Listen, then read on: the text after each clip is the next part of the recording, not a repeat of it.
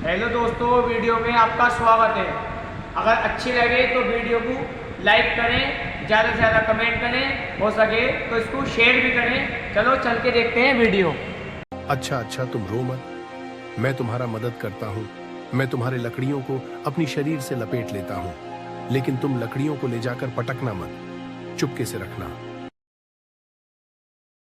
बहुत समय पहले की बात है। एक गांव में एक परिवार रहता था।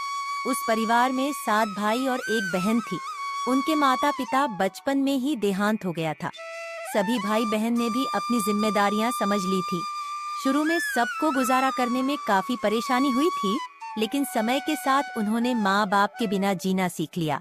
ये उस समय की बात है जब समाज के पुरुषों का काम जंगली जानवरों, पक्षियों का शिकार करना और औरत का काम सिर्फ घर के काम काज करना और बच्चों को संभालना होता था।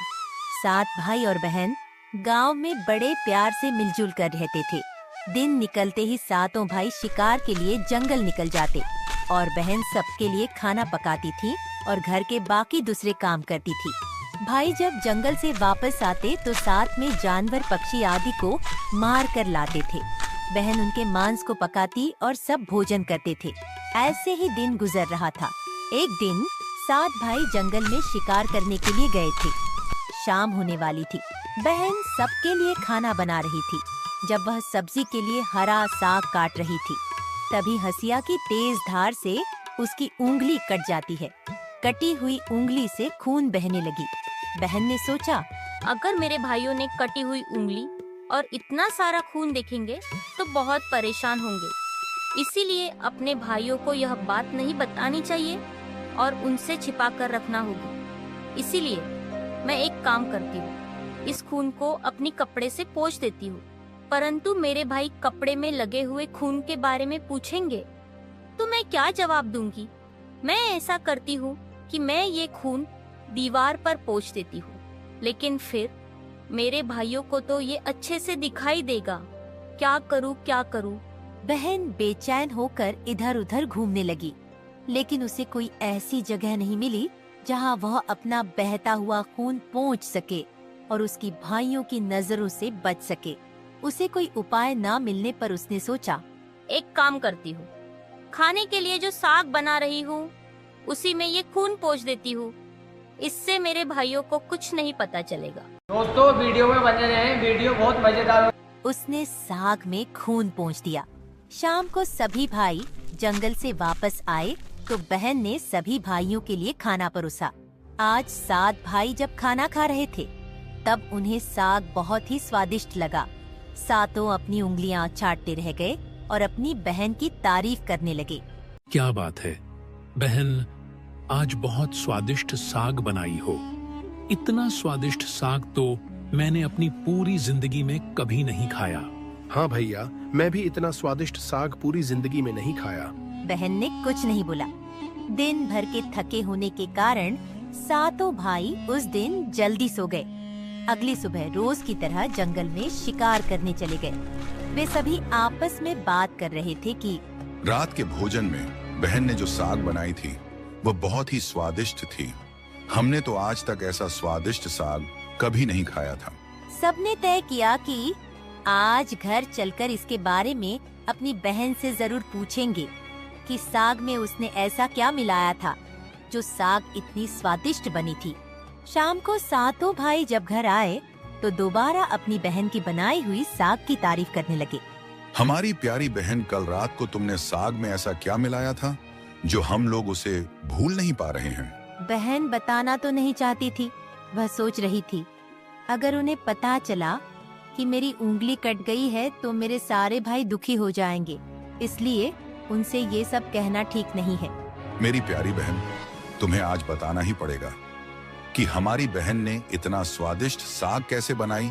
तुम्हें मेरी कसम है बहन, तुम्हें आज सच्चाई बतानी ही होगी। बड़े भाई का सब सम्मान करते थे, इसीलिए बहन को भी अब सच बोलना पड़ा।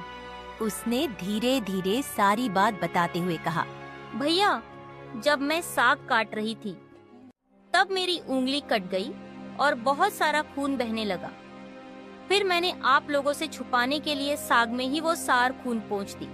मुझे लगा आप लोग यह बात सुनकर बहुत दुखी हो जाएंगे, यह बात सुनकर बड़े भाई सोचने लगा। इसका खून से सना सब्जी इतना स्वादिष्ट लगता है, तो इसका मांस कितना स्वादिष्ट होगा। रात को खाने के बाद सातों भाई सोने के लिए चले गए। सभी भाई कमरे में पहुंच गए। उसके बाद बड़ा भाई सभी भाइयों से कहने लगा, अरे भाइयों, हमारी बहन की खून की बूंदें जब इतनी स्वादिष्ट है, तो सोचो उसके शरीर का मांस कितना स्वादिष्ट होगा। हाँ भैया, आप बिल्कुल सही कह रहे हो। भैया, मैं भी आपसे यही बात कहने वाला था।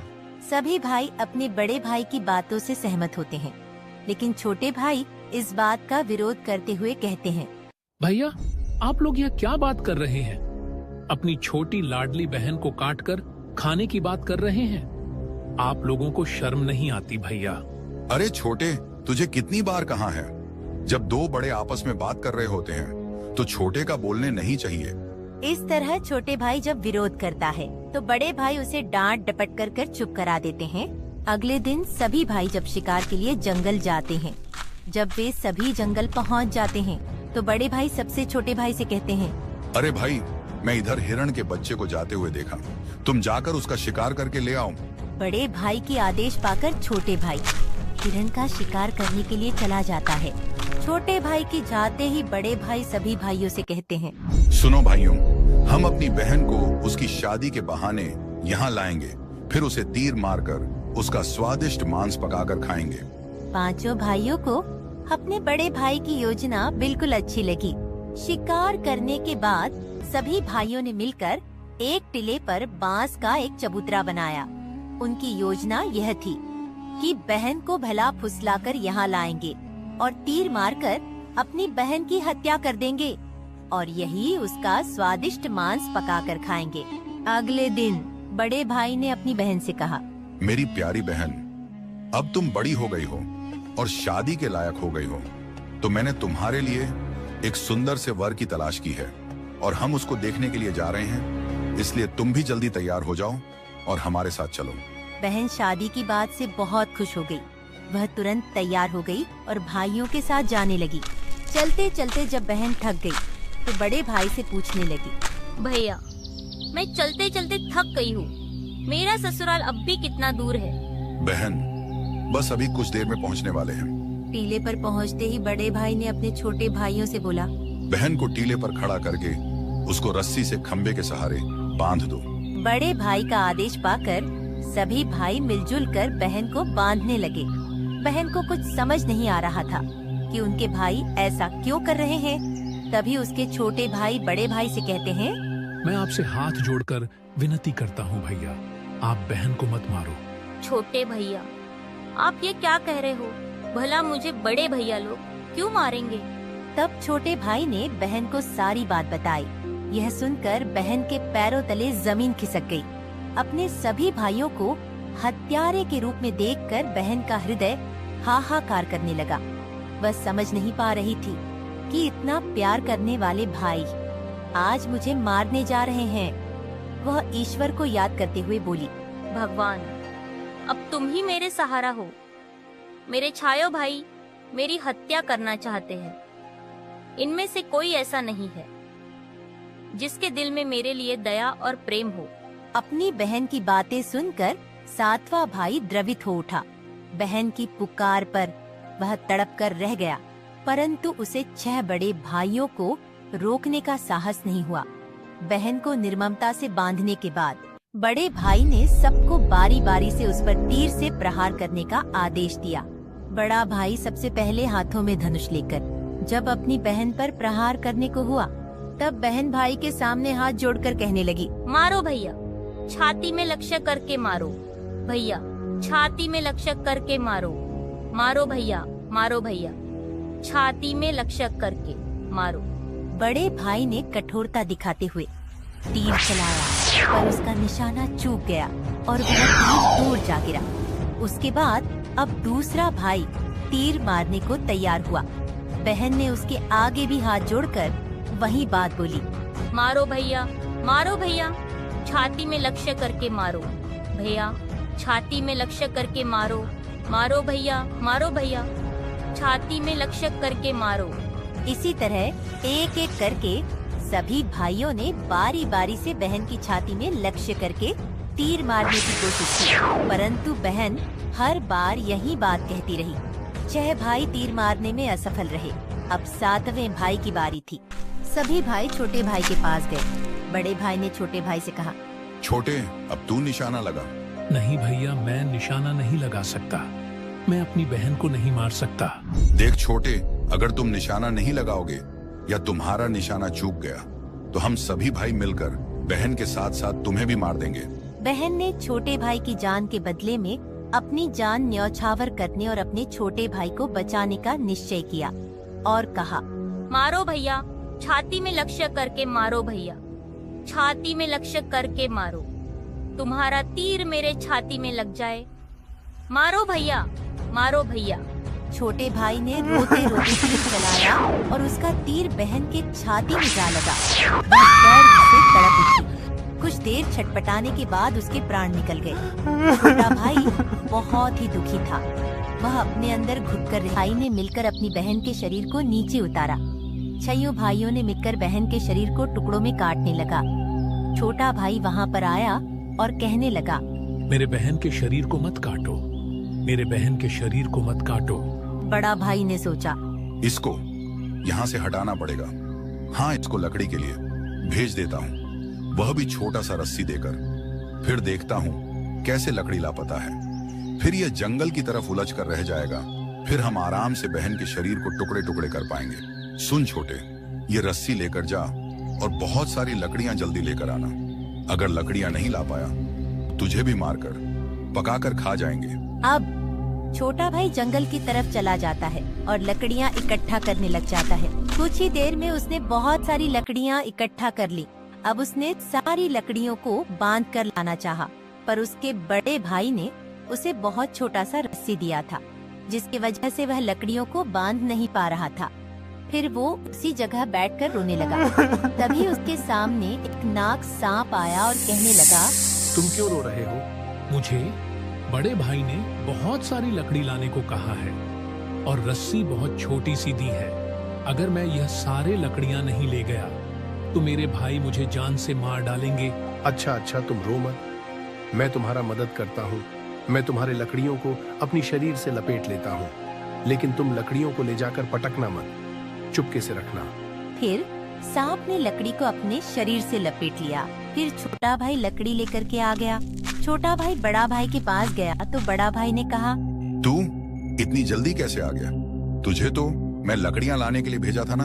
बड़े भैया, मैं लकड़ियां ले आया हूँ। बड़े भाई ने देखा तो सच में छोटे भाई ने बहुत सारी लकड़ियां ला ली थी। बड़े भाई ने सोचा, ये तो फिर से काम करने नहीं देगा, इसको और किसी काम में उलझाना पड़ेगा। इसको मैं छेद वाला मटका दे देता हूँ और पानी लाने के लिए कहता हूँ। फिर देखता हूँ छेद वाला मटका में कैसे पानी ला पाता है। ये तुम उस मटकी को ले जाओ और नदी से पानी लेकर आओ। अगर तुम मटके से पानी नहीं ला पाओगे तो मैं तुम्हें मार डालूंगा। भैया, पर इस मटके में तो 4 छेद है। छेद वाले मटके से मैं कैसे पानी ला पाऊंगा? मैं कुछ नहीं जानता, तुम्हें इसी मटके से पानी लाना होगा। फिर छोटा भाई नदी की तरफ चले जाता है। वह नदी पर जाकर रोने लगता है। कछुआ नदी से बाहर आता है। तुम रो क्यों रहे हो? मेरे बड़े भाई ने मुझे इस छेद वाले मटके से पानी लाने के लिए कहा है। मैं छेद वाले मटके से कैसे पानी ले जाऊं? मैं तुम्हारी मदद कर सकता हूँ। मैं तुम्हारे मटके में घुसकर छेद वाले जगह में चिपक जाता हूँ, जिससे पानी बाहर नहीं आएगा और तुम आराम से पानी ले जा सकते हो। कछुआ मटकी में घुसकर छेद वाले जगह पर चिपक जाता है। फिर छोटा भाई नदी से मटके में पानी भर लेता है। पानी भरते समय 2 मछली और एक केकड़ा पानी के साथ मटकी में घुस जाता है। छोटा भाई पानी लेकर आता है तो देखता है उसके बड़े भाई लोग बहन के मांस को बड़े शौक से पका रहे थे। वह सोचने लगा, ये लोग बहन का मांस पका रहे हैं। पकाने के बाद सभी लोग खाएगा और मुझे भी खाने के लिए बोलेगा, लेकिन मैं अपनी प्यारी बहन का मांस नहीं खा पाऊंगा, और अगर नहीं खाऊंगा तो अन्य भाई मुझे जान से मार देंगे। अब मैं क्या करूं? तभी उसे मटकी में 2 मछली और केकड़ा दिखाई देता है। वह चुपके से बनते हुए मांस में अपने साथ लाई मछलियाँ और केकड़े कड़ाही में डाल दिए और अपना खाने का जुगाड़ कर लिया। जब चावल और मांस तैयार हो गया तो छोटे भाई ने पहले ही अपने बैठने के स्थान पर एक छोटा सा गड्ढा खोद लिया था। जब सभी लोग खाना खा रहे थे, तब सबसे छोटे भाई ने अपनी बहन की मांस को चुपके से उस गड्ढे में डाल दिया और मछली चावल खाने लगा। जब सभी लोग बहन की मांस खाता, छोटा भाई मछली की मांस खाता। जब सभी लोग बहन की हड्डी को खाता, तो छोटा भाई केकड़े को खाता। जब सभी ने बहन के शरीर का मांस खाकर अपना पेट भर लिए, तो बड़े भाई ने सातवें भाई को कहा कि सुन छोटे, सारा जूठन साफ कर दो। छोटा भाई जो बची खुची हड्डियां और शरीर के अन्य भाग है, इकट्ठा करके जमीन में गाड़ के ऊपर से मिट्टी ढक दिया। दिन बीतते गए। कुछ वर्ष के बाद जहाँ पर मिट्टी में बहन के मांस के टुकड़े और हड्डियां गड्ढे में डालकर मिट्टी डाल दिया था, उस स्थान पर एक बहुत सुंदर बांस का पौधा उगाया। धीरे धीरे वहाँ बांसों का एक झुंड बन गया। एक बार एक महात्मा उसी रास्ते से जा रहे थे। जब उन्होंने बांस का पौधा देखा तो उन्हें बहुत अच्छा लगा। उन्होंने बांस के एक हिस्से को काटकर एक बहुत ही सुंदर बांसुरी बनाई और वह उसे बजा बजाकर दिन भर लोगों के घर जाकर भिक्षा मांगते और बदले में खूब सारा उपदेश देते थे। महात्मा भिक्षा मांगने के लिए उसी गांव में गए जहां उसके सभी भाई रहते थे।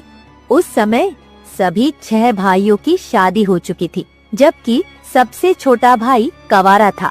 जब महात्मा सबसे बड़े भाई के घर गए और बांसुरी बजाते हुए भिक्षा मांग रहे थे, तब बांसुरी से आवाज आ रही थी, यही है दुश्मन सबसे बड़ा, बड़े भाई के घर नहीं बाजरे, बांसुरी दया प्रेम सब छोड़कर रिश्ते में यही दाग लगाया है, नहीं बाजरे बांसुरी, यही है दुश्मन सबसे बड़ा। बांसुरी से बार बार निकल रही इस तरह की आवाज से बड़े भाई के पसीने छूटने लगे।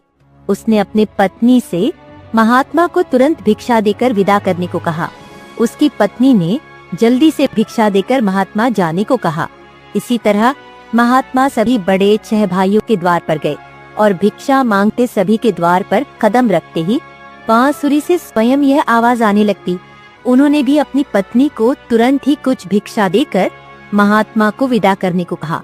बाजो रे बांसुरी मेरे सबसे छोटे भाई के घर, मन की बात मन में छुपाकर युग युग से रखा है।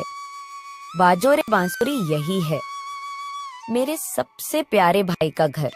महात्मा की बांसुरी से इतनी प्यारी और दिलचस्प आवाज आते ही छोटे भाई ने उन्हें सम्मान के साथ अपने घर में बैठने के लिए बुलाया और जलपान से उनका सत्कार किया। उसके बाद बांसुरी के विषय में चर्चा होने लगी। महात्मा जी, आपने ये बांसुरी कहाँ से ली है? बालक, जब मैं रास्ते में आ रहा था तो मुझे एक बांस का पौधा दिखा। वह मुझे बहुत ही प्यारा लगा। तब मैंने उसको काटकर ये मधुर बांसुरी बनाई है।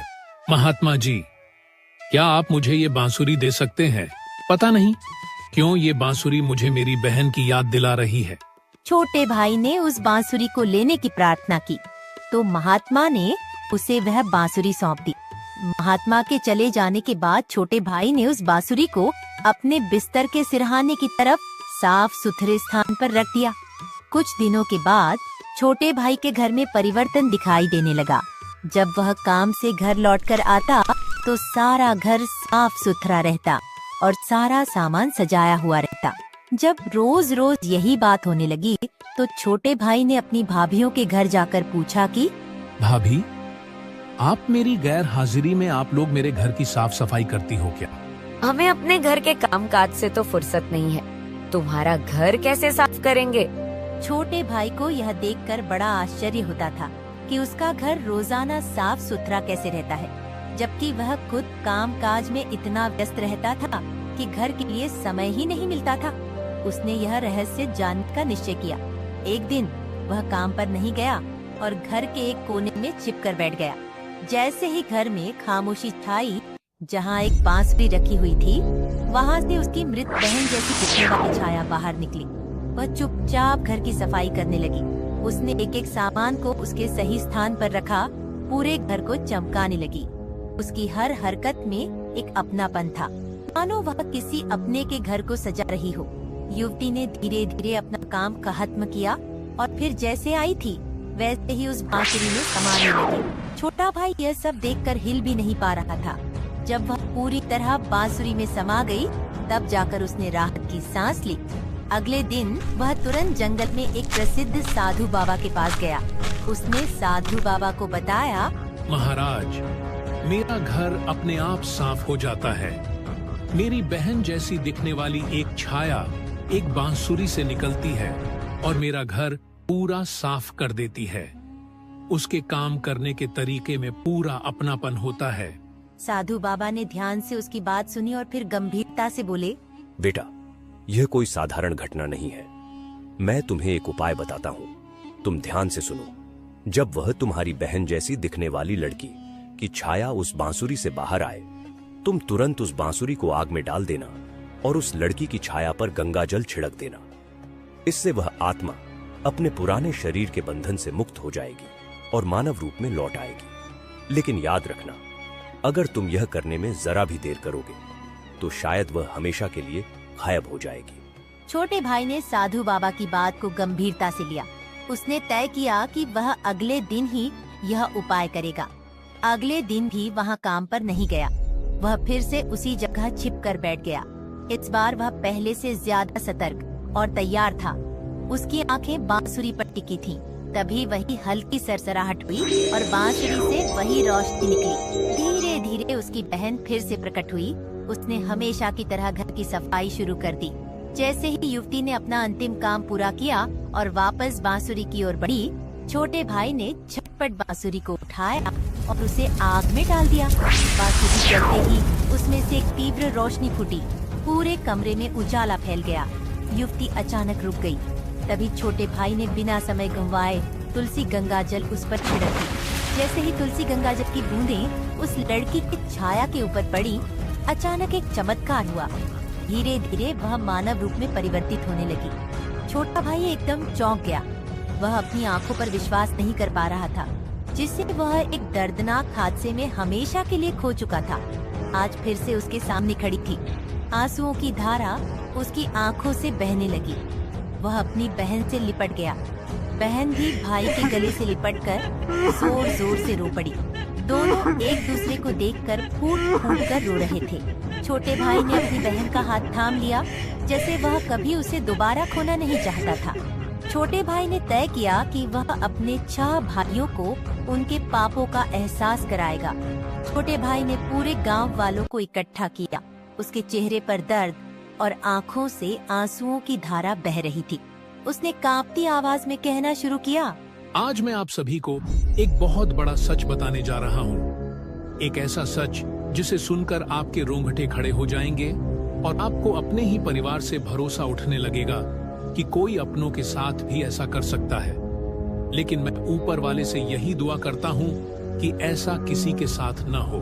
फिर छोटे भाई ने बताना आरंभ किया, मेरी बहन जो वर्षों पहले मर चुकी थी, उसकी मौत कोई हादसा नहीं थी, बल्कि मेरे अपने ही 6 भाइयों ने उसे शादी का झांसा देकर जंगल में ले गए और मेरे ही हाथों बहन की हत्या करवा दी। इतना ही नहीं, उन्होंने उसके शव के टुकड़े कर उसके मांस को पकाकर खा भी लिया।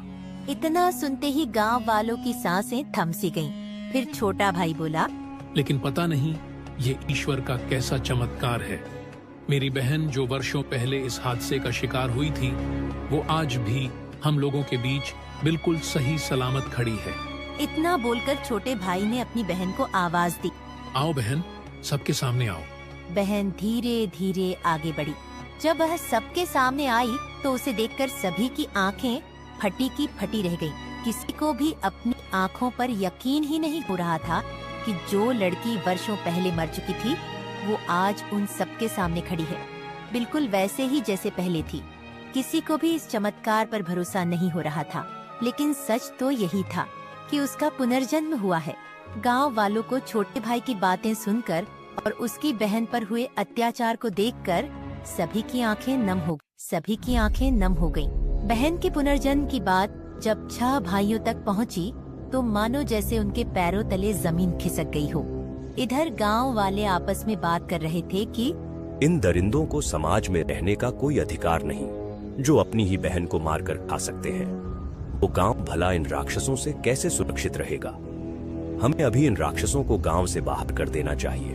अब लोगों का गुस्सा 7वें आसमान पर था। गांव के बड़े बुजुर्गों ने विचार किया कि हमें इन पापियों को सजा देना ही होगा। अगर आज इन्हें छोड़ दिया गया तो पता नहीं आए दिन ये किसके लिए कब और कैसी मुसीबत बन जाए। तभी बड़े बुजुर्गों का आदेश पाकर गांव के कुछ लोग 6 भाइयों के घर गए और उनको घसीटते हुए सभी के सामने ले आए।